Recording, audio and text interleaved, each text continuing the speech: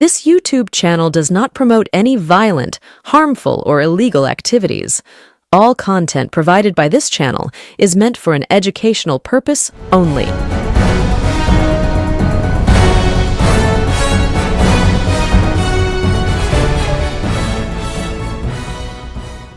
নমস্কার, আমি প্রতিবেদক সায়ন্তন চক্রবর্তী। সিজন চেঞ্জ হচ্ছে, হালকা শীতের আমেজ সকালে সন্ধ্যায় থাকলেও দুপুরবেলা বেশ গরম। আর এই সিজন চেঞ্জে মানুষের শরীর খারাপ হচ্ছে, জ্বর হচ্ছে, গায়ে হাত পায়ে ব্যথা হচ্ছে। আমিও এই সিজন চেঞ্জের হাত থেকে রক্ষা পাইনি, শরীরটা আমারও খারাপ।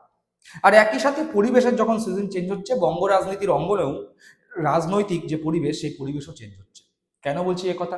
বলার একটা মাত্র কারণ, 2026 বিধানসভা ভোট এগিয়ে আসছে।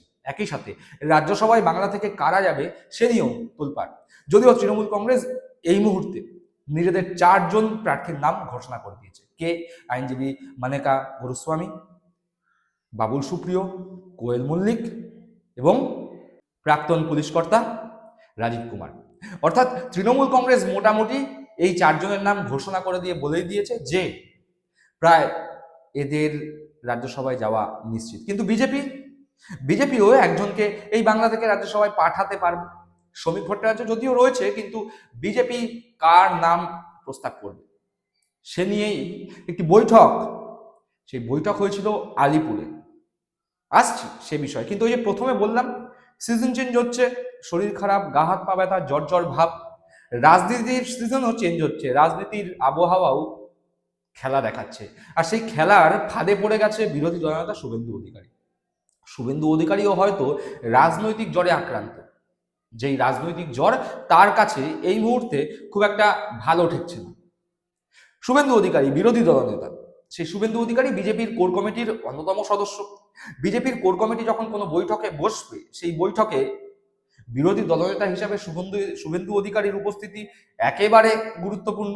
আর সেই বৈঠক যদি অত্যন্ত গুরুত্বপূর্ণ হয়, সেই বৈঠকে যদি আলোচনা হয় যে কারা বা কে বিজেপির রাজ্যসভার প্রার্থী হবে, বিজেপির 2026 বিধানসভায় সম্ভাব্য প্রার্থী কারা হবে, এগুলো যদি আলোচনার বিষয়বস্তু হয়, তাহলে তো শুভেন্দু অধিকারীর সেখানে উপস্থিত থাকা অত্যন্ত গুরুত্বপূর্ণ।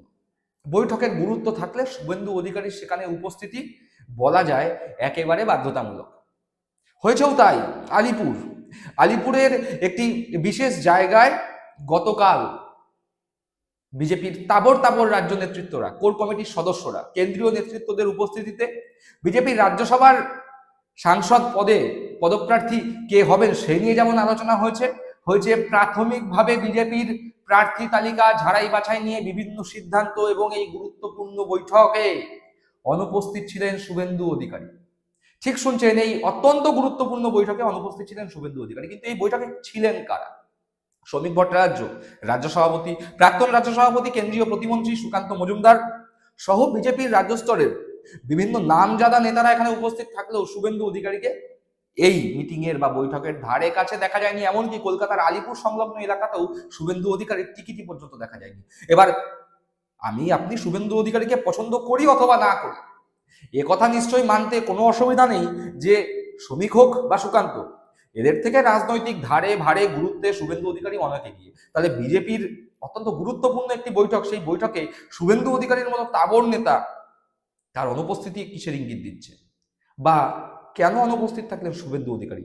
তার কি তাহলে এই সিজন চেঞ্জের সময় জ্বর হয়েছে?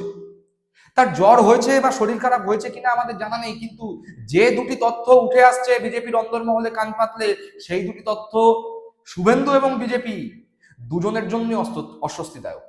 কি তথ্য?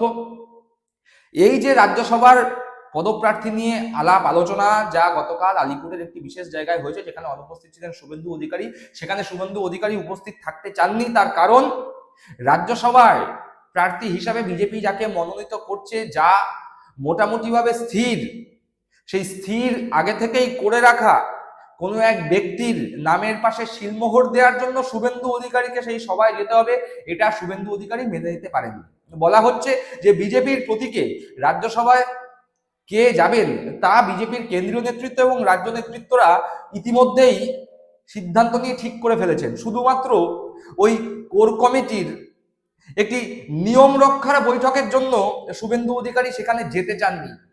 তিনি ঠাড়ে ঠোড়ে না গিয়ে একটি প্রতিবাদ করলেন, প্রতিবাদ করে বললেন যে আমি শুভেন্দু অধিকারী বিজেপির বিরোধী দলনেতা, যখন কোনো সিদ্ধান্ত নেওয়া হয়েই গিয়েছে তখন সেই বৈঠকে আমি যাব কেন?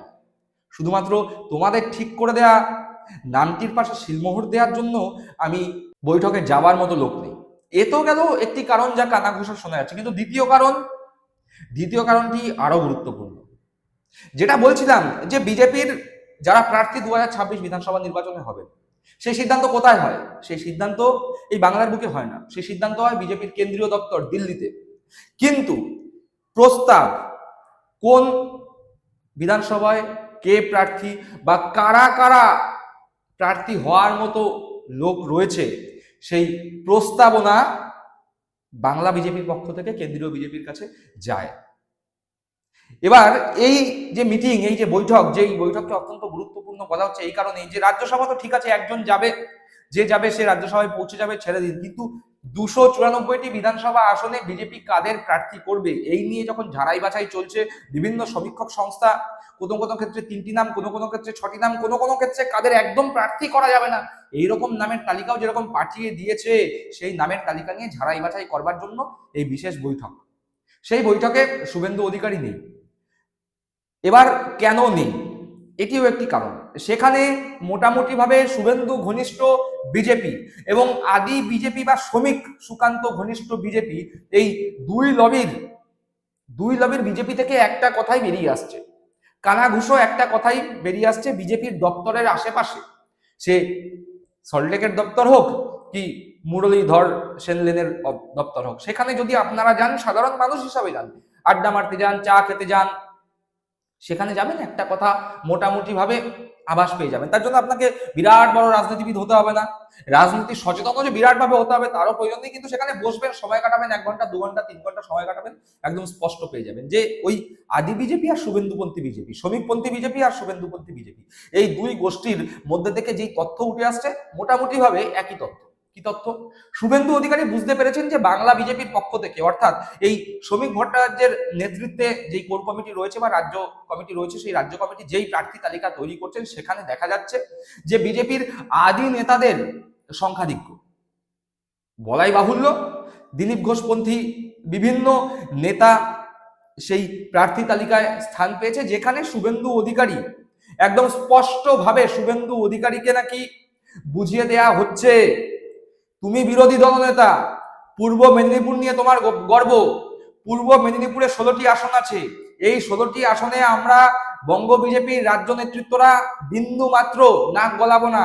16টি বিধানসভার 16টি বিজেপি প্রার্থী কে হবে তুমি সিদ্ধান্ত নেবে, তুমি শুভেন্দু অধিকারী এই 16টি বিধানসভায় কারা প্রার্থী হবে সেই বিষয়ে যা আমাদের দেবে আমরা সেটাই দিল্লিতে ফরওয়ার্ড করব, কিন্তু বাদ বাকি বাংলার বিভিন্ন প্রান্তে যে আসনগুলো রয়েছে সেখানের বিষয়ে সিদ্ধান্ত বঙ্গ বিজেপির রাজ্য কমিটি নেবে, বঙ্গ বিজেপির কোর কমিটি নেবে, সেখানে কোর কমিটির প্রত্যেকটা সদস্যর কথার গুরুত্ব দিতে হবে, তোমার কথার যেরকম গুরুত্ব আছে তাদের কথারও গুরুত্ব আছে। আর শুভেন্দু অধিকারীর এখানেই বাদ সেধেছে, পুরনো অভ্যাস, অন্তত পক্ষে 50-60টির তলায়, 50-60টি আসনের কমে শুভেন্দু অধিকারী রাজি নন। তাই শুভেন্দু অধিকারী মোটামুটি ভাবে স্থির করে নিয়েছেন ক্যান্ডিডেট তো ফাইনাল হবে দিল্লিতে, এই রাজ্যের কোর কমিটির বৈঠকে তাহলে যাব কেন, আমার যা খেলা করার দিল্লির কেন্দ্রীয় কার্যালয়ে গিয়ে করব। আর এখানেই আদি বিজেপিরা, শ্রমিক, সুকান্ত, দিলীপ সবাই ঐক্যবদ্ধ, তারাও এবার রীতিমতো কোমর বেঁধে নেমেছে। বঙ্গ বিজেপি যে প্রার্থী তালিকা পাঠাবে সেই প্রার্থী তালিকাকেই গ্রহণযোগ্য করতে হবে। শুভেন্দু রাজনৈতিক যে আবহাওয়া চেঞ্জ বিজেপির মধ্যে হচ্ছে, সেই রাজনৈতিক আবহাওয়া পরিবর্তনের শিকার কি শুভেন্দু এই মুহূর্তে হলো? তাই কি অনুপস্থিত এই বিশেষ অত্যন্ত গুরুত্বপূর্ণ বৈঠকে? প্রশ্ন উঠছে বিজেপির অভ্যন্তরে। দর্শক বন্ধুরা, আপনারা কি মনে করছেন এই বিষয়ে? আপনাদের মূল্যবান মতামত অবশ্যই কমেন্ট বক্সে কমেন্ট করে জানাবেন। সকলে ভালো থাকবেন, সুস্থ থাকবেন। জয় হিন্দ, বন্দে মাতরম।